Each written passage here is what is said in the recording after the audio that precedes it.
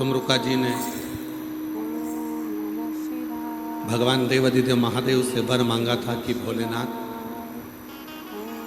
यदि आप इस शिव महापुराण की कथा को ईसर गोरा बनकर श्रवण करें तो आप वर दें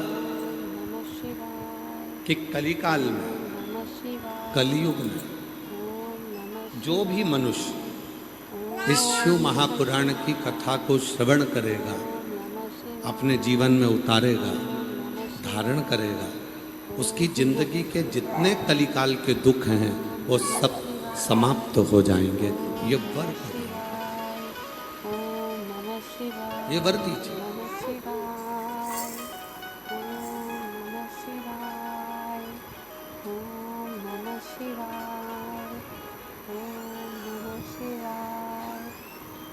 घोर कलिकाल में, चलते हुए कलयुग में, कलिकाल में संसार के लोगों के लिए ये शिव महापुराण की कथा एक ऐसी कथा है जो मानव जीवन के सारे दुखों को, मानव जीवन के सारे क्लेशों को समाप्त कर, मानव जीवन की सारी तकलीफों को समाप्त कर देता है।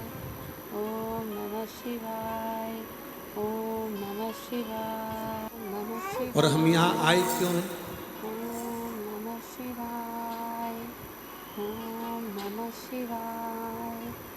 कुछ शिव से अपने मन की बात को कहना और कुछ शिव से आशीर्वाद प्राप्त करना।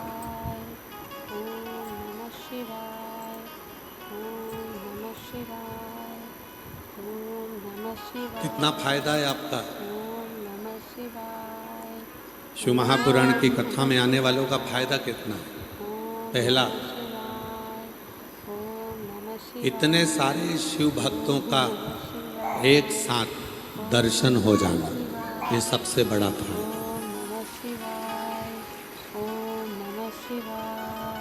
दूसरा, आप अपने घर पर बैठकर शिव महापुराण की कथा को सुनते टीवी पर, तो घर पर 2-4 लोग मिलकर श्री शिवाय नमस्तुभ्यम बोलते। अब आज भक्तों की अगर गिनती लगाई जाए तो लाखों में शिव भक्त यहाँ पर बैठे हुए, और शिव महापुराण की कथा कहती है जब किसी मंत्र को हम हजारों बार जप लेते हैं तो वो मंत्र सिद्धता धारण कर कर हमारे जीवन को कल्याण करता है। अब एक साथ लाखों शिव भक्त श्री शिवाय नमस्तुभ्यम जपते हैं, नमः शिवाय जपते हैं, ओम नमः शिवाय जपते हैं, तो वो मंत्र आपकी जिह्वा पर सिद्ध हो जाता है और आप जब यहाँ से घर जाते हैं तो आपका कार्य सफल होना प्रारंभ हो जाता है।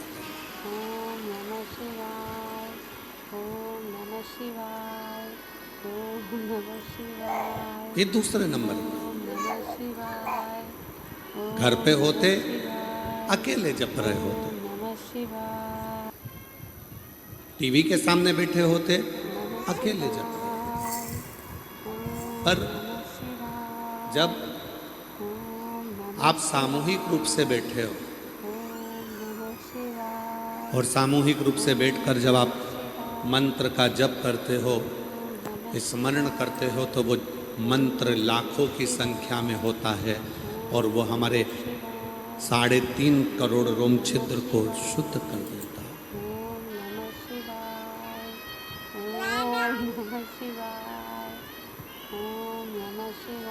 ये दूसरा फायदा है। तीसरा लाभ क्या है? जब आप श्री महाभारत का चरित्र कहता है,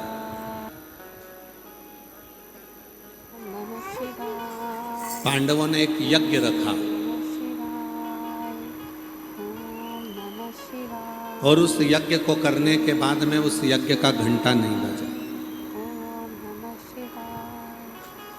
पहले ऐसा नियम था, जो भी यज्ञ करा जाता था उस यज्ञ को करने के बाद पूर्ण आहुति में घंटा लगाया जाता था। वो घंटा अपने आप बजना था,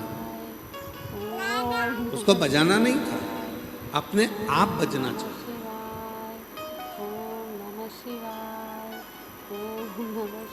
पांडवों ने यज्ञ किया, घंटा नहीं बजा।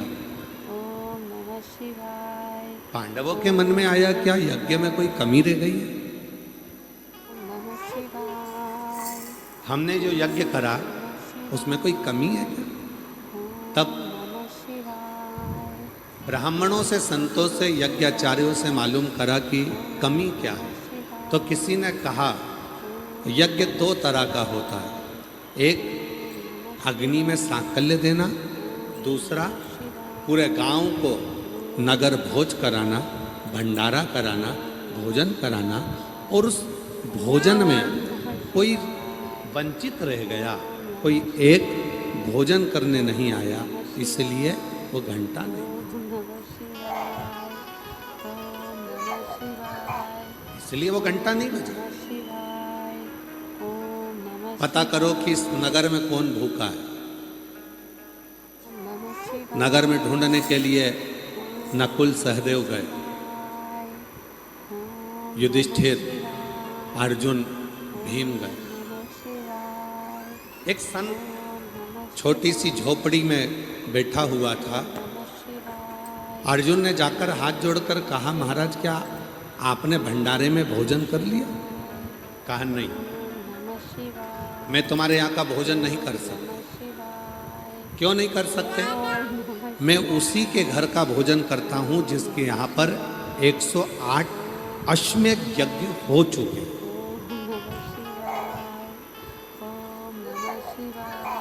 जिसने अपनी जिंदगी में 108 अश्वमेध यज्ञ कर लिए, मैं उसके घर का भोजन कर, मैं तुम्हारे यहाँ का भोजन नहीं कर सकता।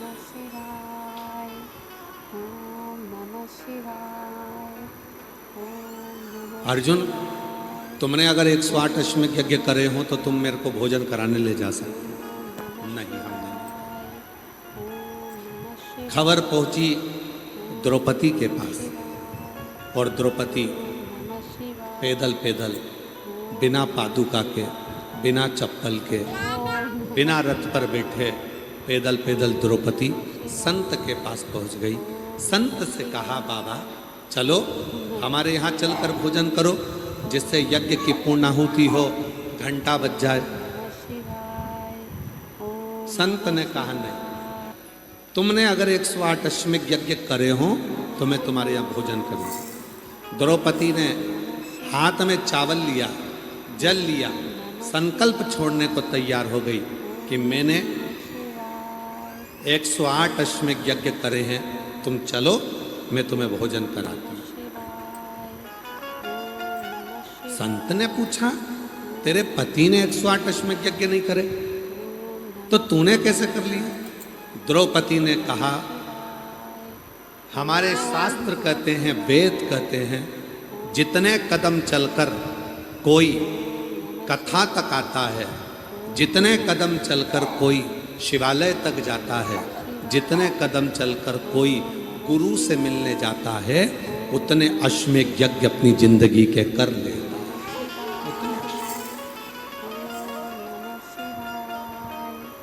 द्रौपदी कहती है, मैं तुम्हारे से मिलने के लिए आई हूँ 5000 कदम चलकर, मैंने 5000 अश्वमेध यज्ञ कर लिए।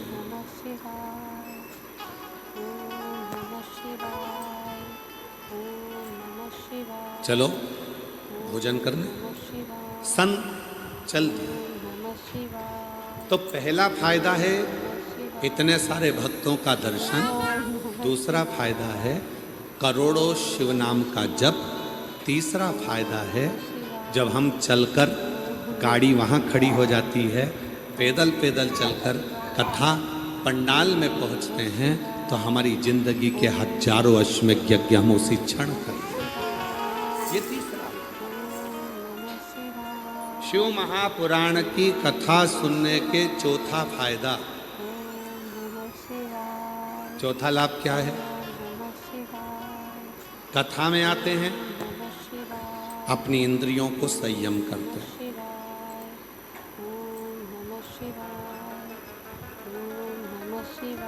इतनी देर 2 बजे कथा चालू होगी, 10 बजे से जगह संभाल लेते हैं।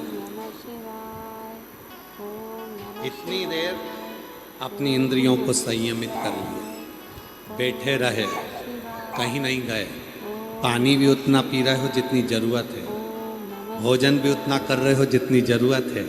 ज़्यादा पी लेंगे जाना पड़ेगा, चले गए अंदर आने नहीं देंगे, तो उतना पानी पिया, उतना भोजन किया,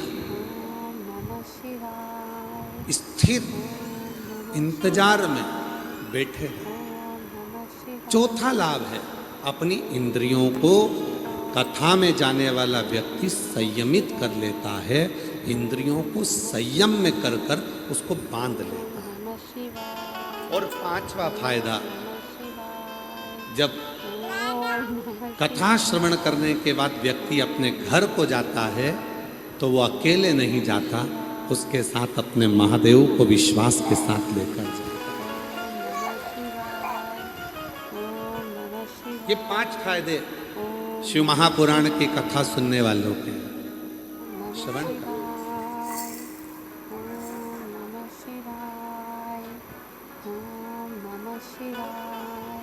संगत कर अच्छे लोगों की, दवा मिल जाएगी सभी रोगों की। संगत कर अच्छे लोगों की, दवा मिल जाएगी सभी रोगों की। तू जतन कर ले, मुक्ति का कोई तो जतन कर ले। रोज थोड़ा थोड़ा प्रभु का भजन कर ले, रोज थोड़ा थोड़ा प्रभु का भजन कर। ज़्यादा नहीं करना है, हमें ज़्यादा भटकना नहीं है, हमें ज़्यादा जहाँ वहाँ जाना नहीं है। हमें तो जितना मिल जाए, जितना प्राप्त, जो मिले, जिस भाव से मिले, उसको ग्रहण कर।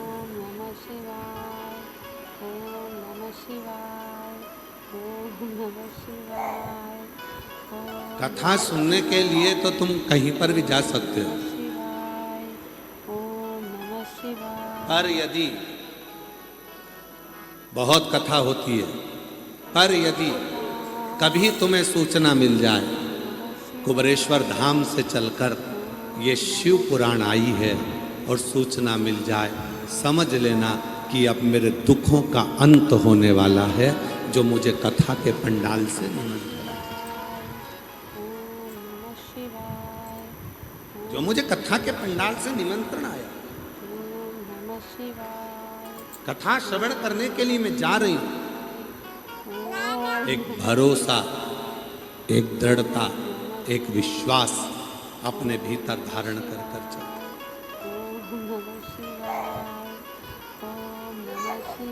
परिवार का मतलब मालूम है आप लोगों को? जम के तो बोलो, परिवार का मतलब मालूम है? परिवार का मतलब ये नहीं होता कि हम सब साथ रहते हैं। गुरुजी, हम 4 देवर जेठ हैं, सब साथ में रहते हैं। गुरुजी, हम 3 देवर जेठ हैं, सब साथ में रहते हैं। परिवार कहते हैं इसको। इसमें साथ में रहना कहते हैं। गुरुजी, हमारा पूरा परिवार साथ में रहता है, हमारा परिवार, इसको परिवार। केवल साथ में रहना परिवार नहीं है।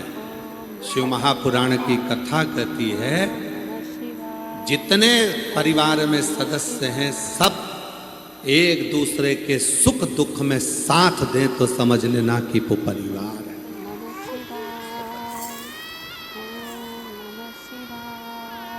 कितने भाई? 4। कितने भाई? 2।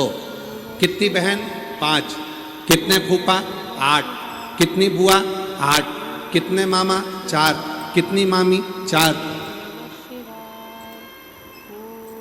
हमारा इतना बड़ा परिवार है, इसको परिवार नहीं कहेंगे। दुख आया तुम पर, तकलीफ आई तुम पर, कष्ट आया तुम पर, और पूरा परिवार एक साथ आकर खड़ा हो जाए तो समझ लेना कि वो परिवार है।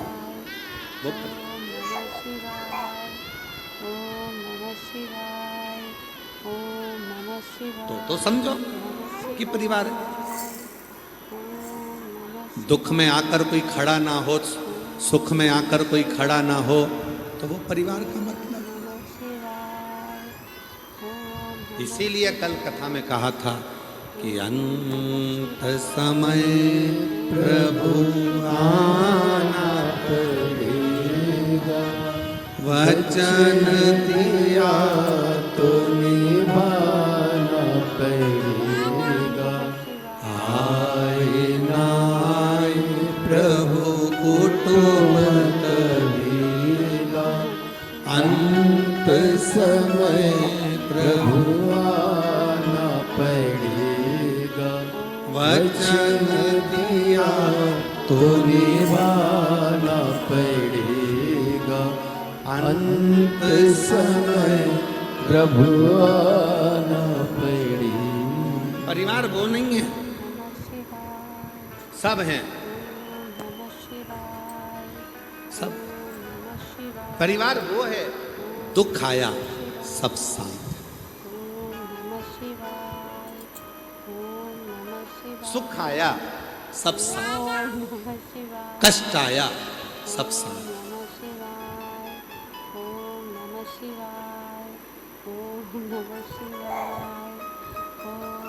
पाटिल साहब,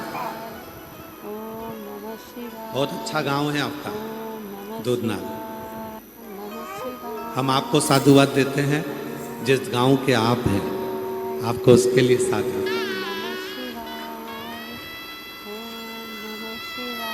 बहुत अच्छा गांव, भक्तों के लिए पूरे गांव के लोगों ने अपने अपने घर के दरवाजे खोल दिए। ये दूधनाल गांव के लोगों के लिए एक बार जोरदार ताली बजाओ, जिन्होंने भक्तों के लिए अपने घर के दरवाजे। बहुत अच्छा।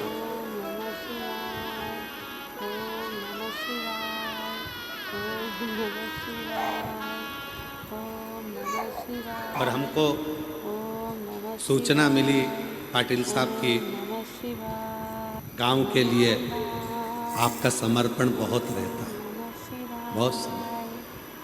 और हम भोलेनाथ जी से यही प्रार्थना करते हैं कि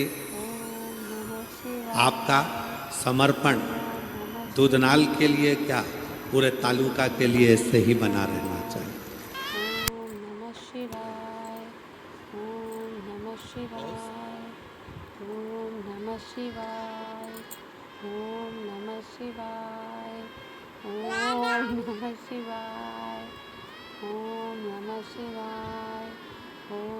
केवल गांव में रहना ही मूल नहीं है, गांव के प्रति अपना समर्पण रखना भी मूल है। केवल दूधनाल में रहना, उमरगा में रहना, धाराशिव जिला में रहना वो नहीं, अपना समर्पण भी होना चाहिए। कितना सुंदर कहा है।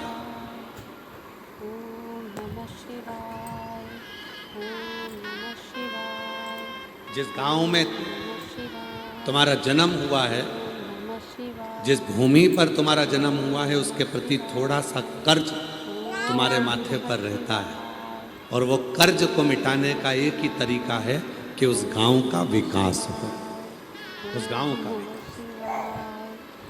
और मैं श्री राजेंद्र आनंदराव जी पाटिल जी आपको धन्यवाद देता हूं कि इस दूधनाल गांव को जो नहीं भी जानते थे, नहीं पहचानते थे, उन्होंने अपने अपने गूगल पे सर्च किया कि शिवहर वाला बाबा आ रहा है, तो आखिर ये दूधनाल है कहाँ, कितने किलोमीटर दूर है? बोलो बोलो, सही है कि गलत है? कई लोग ऐसे होंगे जो इस गांव में कभी नहीं आए होंगे, पर उन्होंने सर्च कर कर देख कर कि आखिर है कहाँ, दुधनाल है कहाँ। बोलो, इसी को राष्ट्र के प्रति, इसी को अपने गांव के प्रति समर्पण कहते हैं। एक बार राजेंद्र पटेल जी के लिए जोरदार ताली बजाकर उनके लिए साधु। बहुत बहुत इसी को समर्पण, समर्पण का भाव यही है। और आपसे भी निवेदन है, जितने शिव महापुराण की कथा को श्रवण करने के लिए आप दूर दूर से आए हैं, आप लोगों से निवेदन है, बन सके अपने गांव के बच्चों को अच्छी शिक्षा दीजिए, अच्छी चिकित्सा दीजिए। 1 रुपया भी किसी को दान मत दीजिए, मत करो कहीं पर दान, 1 रुपया किसी को मत दो, पर अपने गांव के बच्चों को जिनको पढ़ना है, एजुकेशन करना है, उनके पास में धन नहीं है और बाबा ने यदि आपको दिया है तो उन बच्चों को पढ़ाने का जिम्मा उठाइए। पढ़ाई है, शिक्षा है।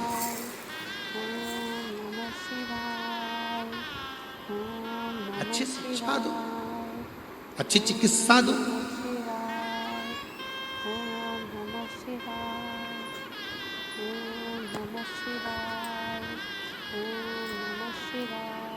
हमको कल मालूम पड़ा राजेंद्र जी पाटिल साहब की आप भी दूधनाल गांव के आसपास के बच्चों को, दूधनाल गांव के कई लोगों को सहयोग कर कर उनको शिक्षा, और उनको कहीं ना कहीं अगर मुंबई में आए हैं, आप तो मुंबई रहते हैं, मुंबई में अगर आए हैं और किसी को कोई चीज़ की ज़रूरत पड़ती है तो उनके लिए तुरंत तत्पर खड़े रहते हैं। उसके लिए हम आपको साधुवाद देते हैं। इन सब चीज़ों ये तत्परता, यही एक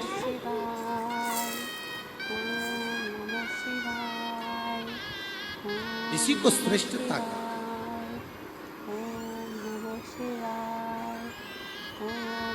आओ कभी सीहोर, हमारी तरफ से निमंत्रण है आपको।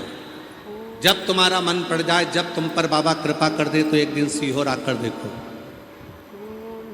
आप लोग जो झोली में थोड़ा सा दान देते हो या कोई काउंटर पे सहयोग देते हो, आकर देखो तुम्हारा दिया गया वो 1 रुपया सही जगह लग रहा है कि नहीं लग रहा। स्वयं को आना चाहिए, देखना चाहिए। गाय, बेटी और लक्ष्मी, ये 3 देने से पहले सोचना चाहिए। गौ माता को देने से पहले सोचो, लक्ष्मी को देने से पहले सोचो और बेटी को देने से पहले सोचो। गाय ऐसे ब्राह्मण को मत दे देना कि वो दूध के चक्कर में लेकर जाए, बाद में दूध देना बंद कर दे तो वो किसी को बेच दे। फिर वो बिकते बिकते गाय एक दिन कसाई के हाथ में पहुंच जाती है और कसाई उस गाय को काटता है, तो गाय बेचने वाले को बद्दुआ नहीं देती, जिसने गौदान करा होता है बद्दुआ उसको लगता है। इसलिए गाय ऐसे को मत देना जो गौ माता का सम्मान न कर सका। गाय देने से पहले कई लोग कहते हैं हमारे दादाजी चले गए, उनके निमित्त गाय देना है, कन्यादान में गाय देना है, इसमें गाय देना है। गौदान करो, मना नहीं है, पर गौदान उसको करो जो उस गौ माता का सम्मान करे, उस गाय की रक्षा करे। ओम नमः शिवाय, ओम नमः शिवाय, ओम नमः शिवाय, ओम नमः शिवाय, ओम नमः शिवाय। जो गौ माता का सम्मान करे, गाय की रक्षा करे। शिवाय, ओम नमः शिवाय। लक्ष्मी दो, ओम नमः शिवाय। पैसा दो, पर ऐसे भिखारी के कटोरे में, ऐसे भिक्षुक के कटोरे में पैसा मत देना कि तुम्हारे पैसे को ले जाकर शाम को मदिरा में लगा दे, जुए में लगा दे, मांसाहार में लगा दे, वैश्यावृत्ति में लगा दे।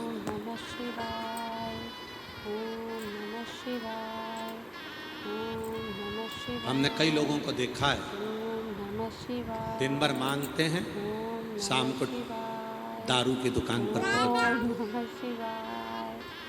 ओम नमः शिवाय। हैं। लक्ष्मी ओम नमः शिवाय। गलत कटोरे में जाती है और गलत जगह पर जाती है तो दान करने वाले को रोना पड़ता है। शिवाय। गाय गलत जगह चली जाती है गौ माता तो दान करने वाले को रोना पड़ता है। लक्ष्मी गलत कटोरे में चली गई, किसी के कटोरे में दे दी और उसने शाम को मदिरा में, जुए में, मांसाहार में, वैश्यावृत्ति में, गलत काम में लगा दिया तो वो लक्ष्मी भी रोती है, बद्दुआ देती है। ओम नमः शिवाय। ओम नमः शिवाय। देने से पहले विचार करो, नमः शिवाय। कहाँ दे रहे हो, किसको दे रहे हो, क्यों दे रहे हो। इसीलिए हम आप लोगों का हर कथा में बारंबार कहते हैं कि तुम देते हो तो एक बार सियोर में आकर देखो कि तुम्हारे धन का कितने बच्चे पढ़ाई कर रहे हैं, तुम्हारे धन से कितने लोग भोजन कर रहे हैं, तुम्हारे धन से कितनों की चिकित्सा हो रही है, तुम्हारे धन से कितनी एम्बुलेंस चल रही है, तुम्हारे धन से कितनों की व्यवस्था हो रही है, तुम्हारे धन से क्या क्या क्रम हो रहा है, तुम्हें स्वयं को आकर देखना चाहिए। नमः शिवाय। स्वयं ओम नमः शिवाय। गाय को देने पहले, गौ माता दान करने से पहले विचार करो कि ये सही जगह जाए। लक्ष्मी देने से पहले विचार करो कि ये सही जगह जाए। और बेटी को देने से पहले विचार करो, बहुत बड़ा घर या बहुत सारा सामान, पेट्रोल पंप, डीजल पंप, बंगला, ये सब ना देखते हुए ये विचार करो कि जिस लड़के के साथ बेटी को ब्याया जा रहा है वो मेरी बेटी का आदर करे, सम्मान करे, सत्कार करे और उसको खुश रखे। ओम नमः शिवाय। ओम नमः शिवाय। ओम बेटी को दुख होता है तो माँ बाप को रोना पड़ता है। नमः शिवाय। गौदान करने वाले को रोना पड़ता है अगर गाय सही जगह पर सेवा नहीं हो तो। लक्ष्मी दान करने वाले को रोना पड़ता है अगर लक्ष्मी सही जगह ना पहुंचे तो। और बेटी का दान करने वाले को, कन्या दान करने वाले को भी रोना पड़ता है अगर बेटी सही जगह ना पहुंचे। ओम नमः शिवाय। ओम देने से पहले विचार करिए, नमः शिवाय। देने से पहले विचार करो कि सही जगह जा रही है कि नहीं जा रही। ओम नमः शिवाय। फिर निवेदन है मेरी जीजियों, करवद्ध निवेदन करूं आपसे, बड़ा बंगला मत देखना, बड़ी गाड़ी मत देखना। शिवाय। अगर बेटी को देना है तो बड़ा दिल देखना जिसमें तुम्हारी बेटी अच्छे से रह सके। नमः शिवाय। ओम नमः शिवाय। खुश रह सके। ओम नमः शिवाय। ओम अब बंगला तो बड़ा देख लिया, गाड़ी बड़ी देख ली, पेट्रोल पंप देख लिया, जमीन देख ली और मालूम पड़े जिससे शादी करी थी वो लड़का रात को 1-1, 2-2 बजे नशे में धुत होकर घर में आ रहा है तो फिर वो मतलब ओम नमः शिवाय। क्या मतलब? ओम नमः शिवाय। क्या करेगी बेटी उस धन का, शिवाय। क्या करेगी बेटी उस संपदा का। ओम नमः शिवाय। ओम नमः जब भी बेटी अगर कुछ बोलना चाहती है तो वो लड़का चिल्ला कर बात करता है, गुस्से में बात करता है, चिढ़ कर बात करता है। क्या करेगी उस धन का? ओम नमः शिवाय। क्या चाहती है बेटी? मेरे पापा ने मुझे प्रेम किया, मेरी आई ने मुझे प्रेम किया, ओम नमः शिवाय। बस कुछ मत दो, कम से कम प्रेम से 2 शब्द तो बोल लो। पर जब जब बात करती हूँ तब तब चिढ़कर बोलते हो तो बेटी का भी दिल का छू शिवाय। जाए। ओम नमः शिवाय। ओम ये जितनी मेरी जीजियाँ बैठी हैं, ओम नमः जितने मेरे जीजा बैठे हैं, जितनी मेरी बेटियां बैठी हैं, बेटा बैठे हैं, जितनी मेरी माताएं, बुजुर्ग माँ बाप जितने बैठे हैं, हम सब से निवेदन करते हैं ओम आदर के शब्द अपनी वाणी में ले। नमः शिवाय। आज के जमाने में शुगर की बीमारी बहुत ज्यादा फैल रही है। ओम नमः शिवाय। हर व्यक्ति को शुगर की बीमारी है। नमः शिवाय। कोई की शुगर ऊपर जा रही है, कोई की शुगर नीचे जा रही है। ओम नमः शिवाय। ये शुगर की बीमारी आने का कारण केवल इतना सा है, पहले के लोगों को शुगर की बीमारी नहीं होती थी। नमः शिवाय। तिरुपति जाते थे, लड्डू खाते थे शक्कर का, इतना बड़ा बड़ा लड्डू 2-2 4-4 खा जाते थे तो शुगर की बीमारी नहीं होती थी। ओम नमः शिवाय।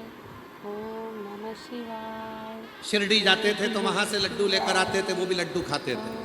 पंढरपुर जाते थे तो वहां से भी लड्डू लेकर आते थे, वो भी लड्डू खाते थे। ओम नमः शिवाय। तीर्थ करने जाते थे तो वहां से भी लड्डू लाते थे, वो भी लड्डू खाते थे। रामेश्वरम, काशी, सब दूर से लड्डू लाते थे, खाते थे। शुगर की बीमारी नहीं होती थी। अभी अभी शुगर की बीमारी हो रही है। क्यों?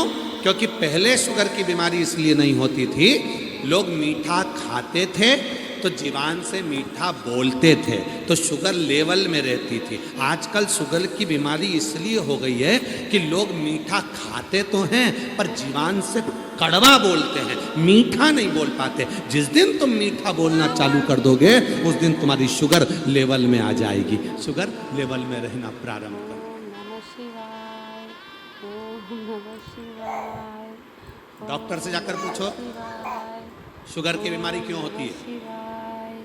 ओम नमः निवेदन है, शिवाय। सियोर वाले महाराज के कहने पर एक बार डॉक्टर साहब से पूछना कि शुगर की बीमारी क्यों होती है। डॉक्टर कह देंगे अधिक टेंशन ले रहे हो, अंदर अंदर थोड़ा ना कुछ रख रहे हो, भूखे रह रहे हो, चिंता में रह रहे हो, टेंशन ले रहे हो, इसलिए शुगर की बीमारी हो रही है। वो टेंशन आया क्यों?